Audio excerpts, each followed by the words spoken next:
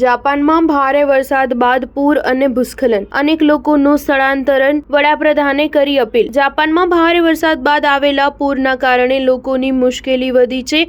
ઉત્તર જાપાનમાં ભારે વરસાદ, પૂર અને ભૂસ્ખલનના પગલે પરિવહન સેવા ખોરવાઈ છે, તો સેંકડો લોકોને સુરક્ષિત સ્થળોએ આશ્રય લેવાની ફરજ પડી હતી। તેમજ જાપાનની હવામાન એજન્સીએ યામાગાતા અને અકીતા પ્રાંતના ઘણા શહેરોમાં ભારે વરસાદની ચેતવણી જારી કરી છે।